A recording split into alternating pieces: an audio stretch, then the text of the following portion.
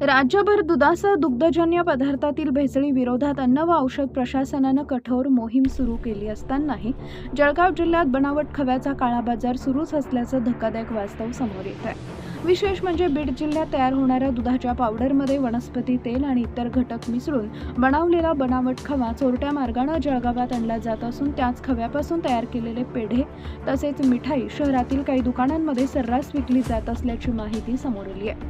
अन्न व औषध प्रशासनाचे आयुक्त तुकाराम मुंडे यांनी राज्यभर भेसळी विरोधात कारवाई तीव्र केल्यानंतर अस्सल खव्याचा पुरवठा घटला असून त्याचे दरही वाढलेत। याच परिस्थितीचा फायदा घेत बनावट खव्याची विक्री करणाऱ्या रॅकेटनं पुन्हा डोकं वर काढल्याची चर्चा व्यापारी वर्तुळात आहे। प्रशासनाच्या वाढत्या कारवायांनंतरही हा खवा जळगावात मोठ्या प्रमाणात पोहोचत असल्याने यामागे मजबूत साखळी कार्यरत असल्याची शक्यता व्यक्त केली जाते।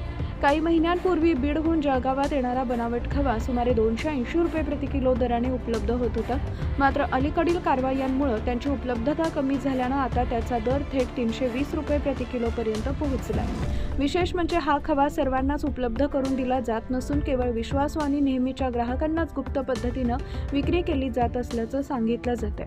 सूत्रांच्या माहितीनुसार संबंधितांकडून अत्यंत सावधगिरीनं व्यवहार केले जातात। मालाची वाहतूक, साठवणूक आणि वितरण यामध्ये गोपनीयता राखली जात असल्यानं अन्न व औषध प्रशासनाच्या कारवाईपासून बचाव करण्याचा प्रयत्न केला जातोय।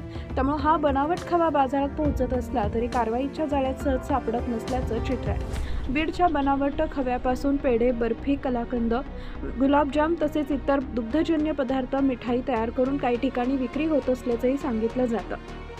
ग्राहकांना अस्सल आणि भेसळयुक्त मिठाईतील फरक सहज ओळखता येत नसल्यानं त्यांच्या आरोग्याशी थेट खेळ होत असल्याची चिंता व्यक्त केली जाते।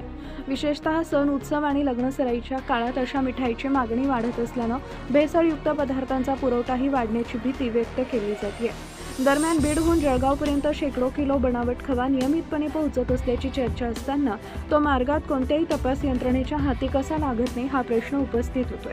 राज्यात भेसळी विरोधात मोहीम सुरू असताना अशा प्रकारचा माल जिल्ह्यात बिनधास्तपणे पोहोचत असल्यानं वाहतूक, तपासणी आणि अंमलबजावणी यंत्रणांच्या कार्यक्षमतेबाबतही प्रश्नचिन्ह निर्माण झाले। भेसळयुक्त अन्नपदार्थांमुळे ग्राहकांच्या आरोग्याला गंभीर धोका निर्माण होऊ शकतो। त्यामुळे बनावट खव्याच्या पुरवठा साखळीचा शोध घेऊन त्यावर कठोर कारवाई करण्याची मागणी नागरिकांकडून होतीये।